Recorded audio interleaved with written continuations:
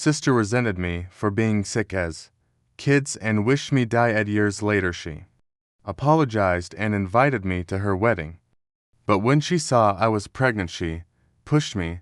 My estranged older sister, Maggie, recently invited me to attend her wedding. This is surprising since we've never really gotten along, so I wasn't expecting an invitation at all. However, now that she has invited me, I'm not really sure if I actually want to go. Given our complicated history and how distant we've always been, you see, the issue between us started back when we were both still kids. I was always the sick child, the one who constantly dealt with health problems and required extensive medical care. I spent a significant part of my childhood in and out of hospitals undergoing various treatments and surgeries that often kept me confined to hospital rooms rather than playing outside with friends. Because of my health issues, my parents naturally spent a great deal of time with me, often staying up with me through long, anxious nights in the hospital. At times, these surgeries would come one after another, leaving me and my parents practically living in the hospital. This was all incredibly difficult for Maggie. My parents' attention was largely centered on my health, meaning Maggie received much less of their time and affection.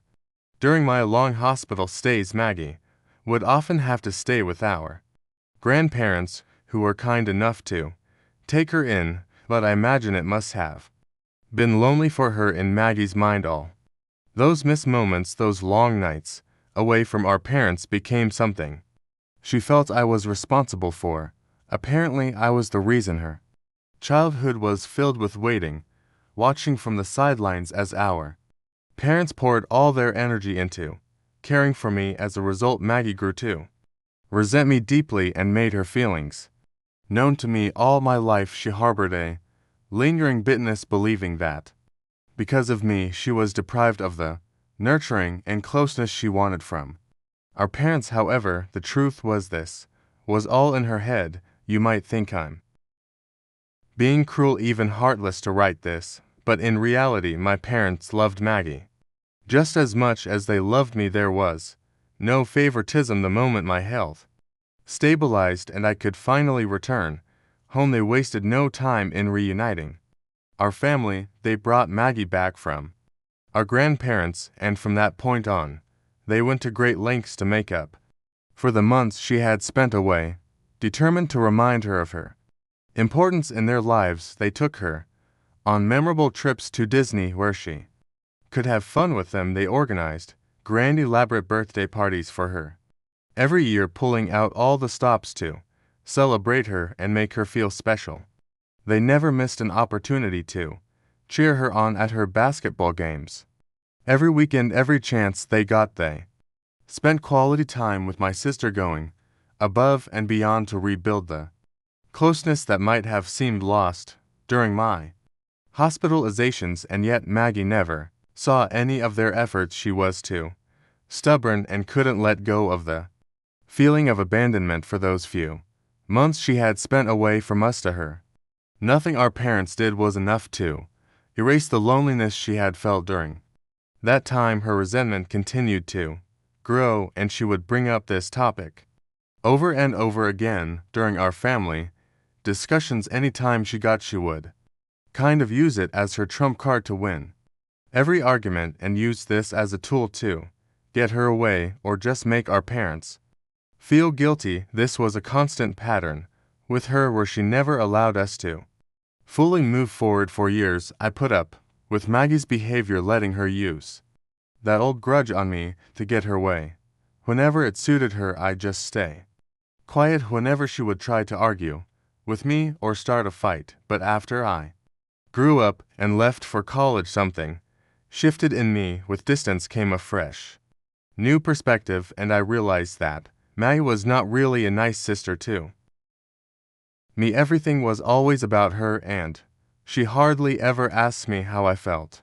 After this realization, my patience with Maggie's constant complaints started to grow thin. During my college breaks, whenever I would go back home, anytime she tried to bring up that tired old Topic about how she felt neglected as a child, how her parents supposedly loved me more. I would argue back with her and ask her to shut up and leave me alone. This would trigger her to yell at me. Some more. God, it was like she was this broken record who just wouldn't stop talking about it. I had no sympathy left to give any more. Things reached a breaking point on my 21st birthday day. My parents had planned a beautiful, extravagant celebration for me, inviting close family and friends to mark this milestone. It was an evening filled with laughter, joy, and all the people I cared about. Maggie was there, of course, but instead of joining in the festivities, she spent the evening getting increasingly drunk and venting to anyone who would listen. She went on and on about how I was the golden child, how her parents had always favored me while we were growing up, and how she had never gotten the same love or attention. She even said that she wished she had a birthday party like this one, insinuating that my parents had somehow changed her over the years. This was completely untrue. Just a few months earlier, Maggie had celebrated her own 21st birthday by going on a lavish trip to Mexico with her boyfriend, a trip our parents had fully funded since she had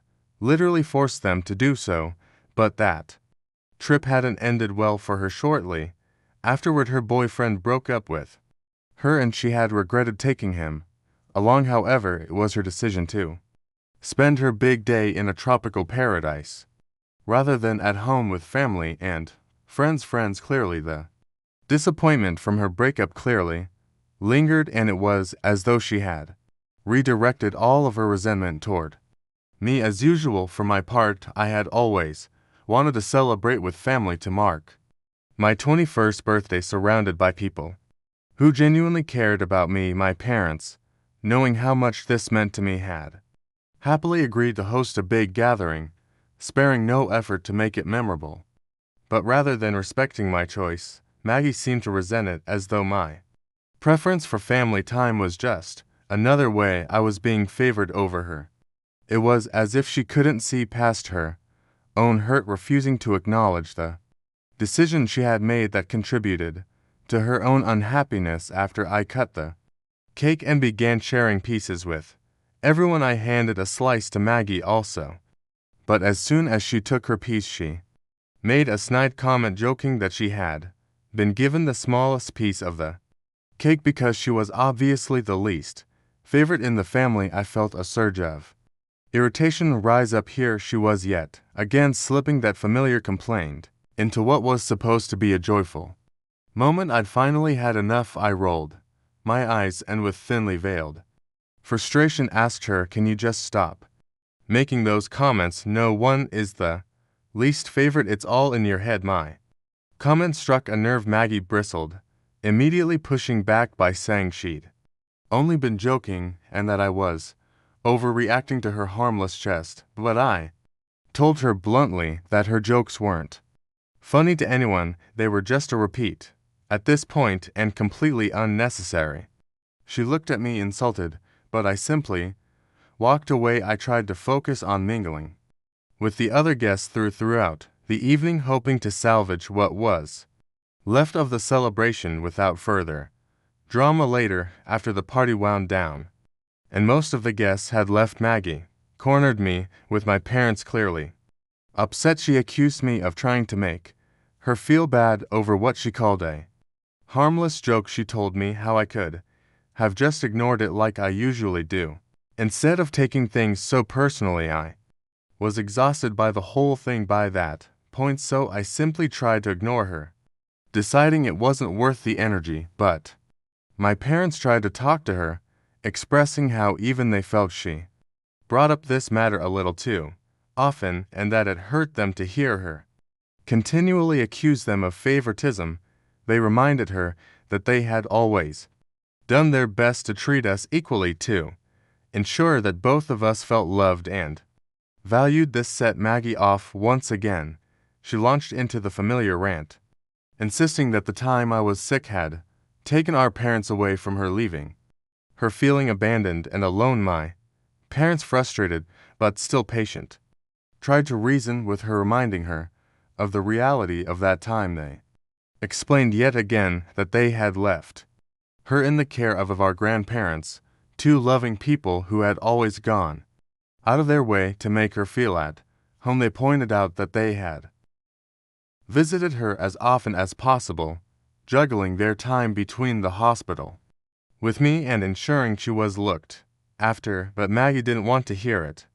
She was stuck in her narrative, convinced that her experience was one of rejection and neglect, even though the truth was far more complex in her mind. The situation was black and white, and no amount of reassurance or reasoning seemed to be enough to shake her belief. I just shook my head, weary of hearing the same argument replayed yet again. Noticing my detached expression, Maggie snapped, asking if I even cared about her feelings and why I hadn't even tried to apologize to her for embarrassing her earlier. Her accusation felt absurd. I looked at her, exasperated, and told her I had nothing to apologize for. She had embarrassed herself by acting like a fool and clinging to this endless need to play the victim. I added that everyone was used to her act by now, and frankly, it wasn't working anymore. My words struck a nerve because Maggie's face flushed, her eyes full of hurt and anger, as she shouted, "I wish you died instead of just going through those surgeries. Then maybe my parents wouldn't have had to spend so much time with you in the hospital," and left me. Her words hit like a punch to the gut, silencing everyone. My parents looked at her horrified. My dad was the first to respond, his tone firm but controlled, as he told Maggie that she'd crossed a line. He warned her to stop before she said anything else she would regret. Maggie also stood there, momentarily stunned by the weight of her own words, then left abruptly, looking embarrassed and shaken by the confrontation. Even after the dust settled, Maggie never apologized to me for what she had said that night, and I started to slowly realize that she had actually meant those harsh words for me. As a result, in the years that followed, I found myself distancing myself from her, unable to forgive or forget. Our parents made multiple attempts to mend things, trying to repair the fractured bond between us, but nothing seemed to work. I kept my guard up, and Maggie never showed any real effort to bridge the gap either. We have been estranged ever since, and that is, things had always been between us until this year. I recently heard about Maggie's engagement through our parents. They seemed really happy for her and were hoping that I could reach out to congratulate her on this happy news. But I never did. After all, we hadn't been close in years, and I felt no inclination to step in. Then, unexpectedly, Maggie reached out to me. She told me she wanted to reconnect and asked if I could meet her for lunch so we could talk. Although I was surprised, I firmly declined and told her that I wasn't interested. Shortly after, she went to our parents, asking them to pressure me into meeting her. When my parents urged me to agree to see her, I still said no. I just couldn't understand why she wanted to meet up with me all of a sudden and had no desire to walk into what felt like an emotional ambush. Not to be deterred, my parents eventually found a way to set up a meeting. They invited me to lunch without mentioning that Maggie would be there till when I arrived and saw her sitting at the table. I was annoyed and felt cornered, but I stayed, mostly out of respect for my parents, who urged us to talk and work things out. Though I was frustrated, I realized there was no easy way out of the situation, so I finally decided to see what Maggie had to say. It was then that Maggie finally apologized to me after all those years. She spoke earnestly, admitting how much she had missed me over the years. Though I was initially and skeptical, her apology felt genuine. She explained that she wanted to mend our relationship, saying that she was finally happy with her partner and felt truly secure with him. She continued to tell me that she didn't want me absent on what she hoped would be the best day of her life.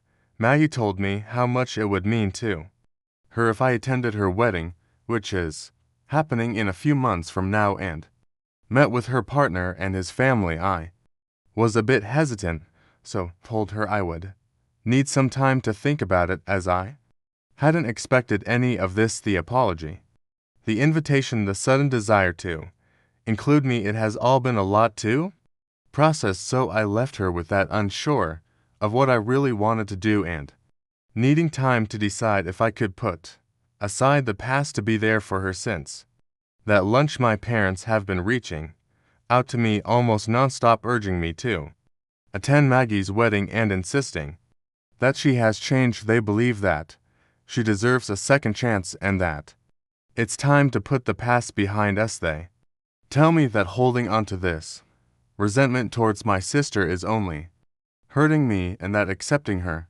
apology would be a sign of maturity and forgiveness. They've even hinted that my refusal to move forward is causing unnecessary strain on the family, saying that I'm being stubborn, even cruel, for not accepting her apologies. But for me, it's not that simple. Years of tension and unresolved hurt don't just disappear because of one of apology. I can't just erase the things Maggie has said and done, nor can I forget the years she treated me like a rival. It's not about being mean, it's about protecting myself from a pattern that's left me hurt before. While I can see why my parents want us to reunite, I can't ignore that their pressure feels more like guilt than encouragement. They seem to want this family harmony so badly that they're overlooking the reality of all we went through. I know forgiveness is important, but I'm not sure if I'm ready,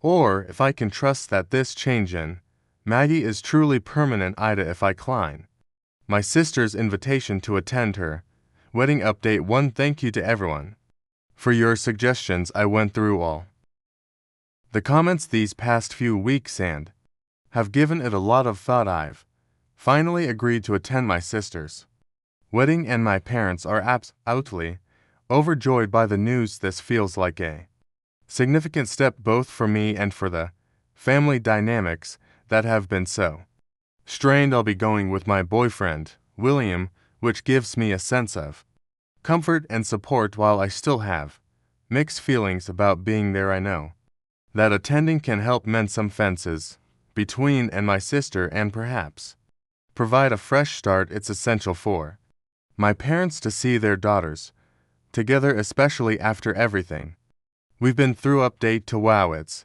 been 4.5 months since my last update, and a lot has happened. So here's the big news. I attended my sister's wedding yesterday, as I mentioned I might in my last update, but honestly I wish I never had. But before I dive into what happened at the wedding, there's another piece of unexpected news. I'm pregnant. Yes, this was a complete surprise. My boyfriend William and I weren't even trying for a baby, but it has turned out to be an incredible blessing, and we're both thrilled. Initially, when I found out, I didn't want to say anything to anyone, but over the months leading up to the wedding, my belly had started to show, and I didn't want my family to find out on the spot at the wedding, so I decided to share the news with my parents and close family members in advance. Everyone was very happy for me and William. The excitement from family and friends was genuinely heartwarming. Everyone seemed so happy for me except for Maggie, of course. When she found out, she actually called to question me about it. Her first words weren't of joy or congratulations, but rather skepticism, asking if I was really pregnant or just imagining it in my head. Since she knows how badly I've always wanted a child, I tried to laugh it off, awkwardly telling her that, with ultrasound photos in hand, I could pretty confidently say this was very much real. I knew how jealous my sister could be, so I even offered her an out. I said if my pregnancy made her uncomfortable or upset, I could skip her wedding, but she scoffed, saying that wasn't her intention. And I was still invited. However, when I showed up at Maggie's wedding visibly pregnant and accompanied by my boyfriend, I could immediately sense that she was pissed off at me. As expected, some family members came over to congratulate me, After the ceremony, it was a few warm hugs and well wishes, nothing that would have stolen the spotlight from her big day, but despite the minimal attention, I could feel Maggie's gaze on me, her repeated glances lingering with a mix of irritation and resentment during their wedding reception. Maggie and her husband seemed to be having a great time with her friends dancing and drinking. However, it wasn't long before she walked over to me. I offered her a heartfelt congratulations on her wedding, but she ignored it entirely. She looked me up and down and with a skeptical tone asked if I was really pregnant or thus faking it, because, as she put it, I only had a fat belly while the rest of my body looked the same. I was taken aback by her abruptly rude question, but kept my composure firmly. I told her that I was not some pathological liar who could make up a pregnancy out of thin air. I mean, wasn't my stomach proof enough? Further to ease her doubts, I even pulled out my phone and showed her my ultrasound photos, proof that this pregnancy was very much real and she was going to be an aunt soon. Maggie grabbed my phone to look closer at the ultrasound image, then shook her head, scoffed, and muttered that this was just so classic of me to do this. Confused, I asked her what she meant. Without hesitation, she launched into a tirade, accusing me of timing my pregnancy to one-upper because she was getting married. She said I always had to overshadow her in front of everyone and that this was why she had kept her distance from me for so long. Stunned by her accusations, I tried to explain that this pregnancy was completely unplanned and had nothing to do with her wedding, but she wouldn't let me get a word in. She kept cutting me off, repeating how I always stole the spotlight from her and had to make everything about myself. Finally, frustrated and hurt, I asked why she'd wanted to mend things in the first place if she had always felt that way. I told her I was content on my own and didn't need her back in my life. That seemed to set her off even more. She yelled at me that she wanted to show me how she had finally won in her life by getting married before me, but now she couldn't even enjoy that since I had somehow managed to get pregnant before her and was going to give our parents the first grandchild. I yelled back at her that this was not some kind of a race and she needed to go back and just enjoy her wedding rather than fight with me about my pregnancy. I was tired of her childishness and immaturity and made the decision to leave her wedding right then and there, so turned my back on her so I could search for my boyfriend and we could leave together. And in that split second my back was to her, I felt Maggie's cold hands push me hard on the ground. I stumbled forward, unable to regain balance, and fell to the ground. I remember keeping my hand instinctively on my pregnant belly to protect my child. The impact of the fall jolted through my body, and I cried out in pain as I felt a crack in my wrist. William, my parents, and several other guests rushed over, seeing me sprawled on the ground, visibly shaken and hurting. Maggie was still yelling over my fallen body, claiming I was ruining her day and she was tired of my antics. William tried to help me to my feet, but I could barely stand. I felt utterly humiliated as guests watched me in shock, but worse was the pain radiating from my stomach and arms. I started to cry as I was afraid of losing my baby because of the impact of my fall. This was supposed to be a day to celebrate my sister's happiness, but somehow it had turned into an absolute nightmare. In the end, an ambulance had to be called for me. William was so furious with Maggie for what she had done that, in his anger, he decided to call the police on her immediately. Multiple guests had witnessed the whole incident, and it was clear that Maggie's actions were unacceptable. When the authorities arrived, they took statements from everyone present, and soon after Maggie was arrested on her wedding day. She kept begging William and me over and over not to press charges, insisting that she had just lost control and never really meant to harm me. However, the impact of her actions is hard to ignore as I write This I am currently back at home from the hospital. I fractured my wrist, sprained my shoulder, and have bruises all over my legs. I had to stay overnight for observation, but thankfully my baby is doing okay, so I feel a bit relieved. My parents and Willem have not left my side throughout all this. Before anyone asks, my parents are furious with my sister and have apologized to me multiple times for forcing me to have a relationship with her before. Anyways, William and I have discussed this privately, and we both agree that we need to pursue a restraining order against my sister. We want to ensure that she faces consequences for her actions so that she never dares to repeat this stunt on me or anyone else. We understand that this is an incredibly difficult decision, especially considering the family ties involved, but this is essential to do so. Oh, how I wish I had never attended Maggie's stupid wedding. Update 3. Maggie's husband reached out to me recently asking if we could talk. I was surprised to hear from him, but I agreed to meet during our lunch. He told me how shocked he was to witness his wife pushing her pregnant sister to the ground and asked me about what had happened. This is when I told him everything that had happened between Maggie and me over the years. I wanted him to understand the full context of our relationship, especially since he deserved to know the truth as her husband. He listened intently to me, and I could see the disbelief on his face as I recounted our history. After I finished explaining, he told me that all Maggie had ever shared with him throughout their relationship was her version of events, painting me as the nasty and mean sister who had made her life a living hell while we were growing up. He thanked me for my honesty. He shared that since Maggie's arrest, he had moved out of their house. He didn't know what to do about their marriage, especially now that he was seeing her in a different light.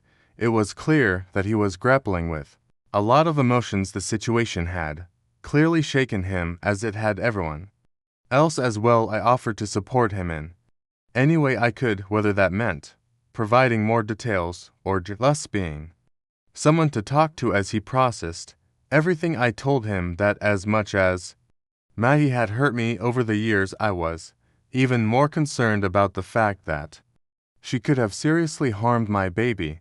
Her actions indicated that she was dangerous and deranged. I emphasized how troubling it was that she carried such a deep grudge towards me for so long, especially to act out like that during her own wedding, a day that should have been about love and celebration. Her husband nodded in agreement, visibly troubled by what I was saying. It was clear that this new perspective on Maggie was unsettling for him, but I felt it was important for him to realize just how serious the circumstances were.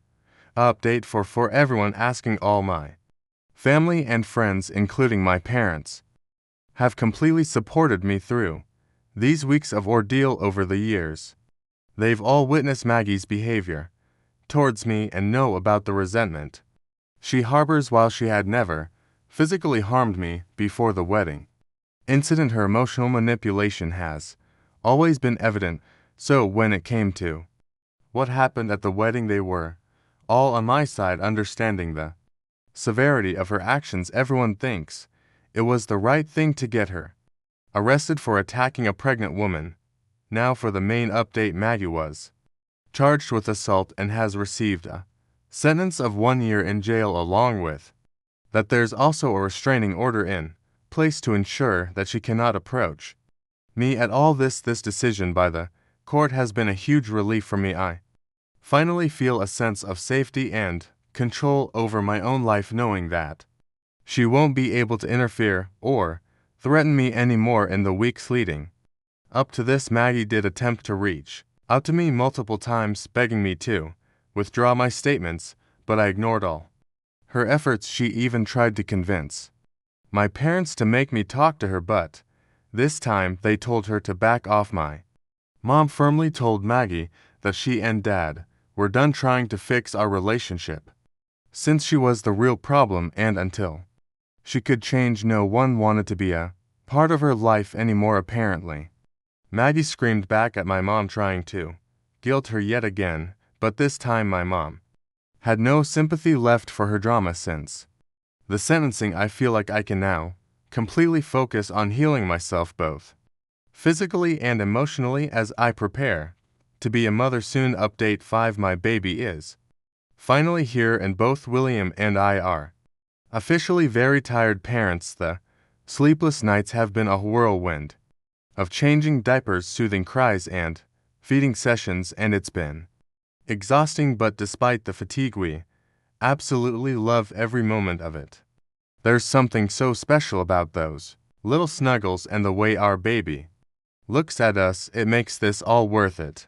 My parents have been incredibly supportive, coming over to visit us and helping out whenever they can. They sometimes babysit, giving William and me a chance to take a much-needed break and recharge. It's such a relief to have their help, and it's nice to see them bonding with their grandchild. As for Maggie, I'm just grateful to our justice system that she's still in prison and can't approach us. It gives me peace of mind to know that we can focus on our new family without her negativity hovering over us. Apparently, Maggie is no longer married since her ex-husband got an annulment done. He hasn't contacted me since our last conversation, so I guess he is going to be okay.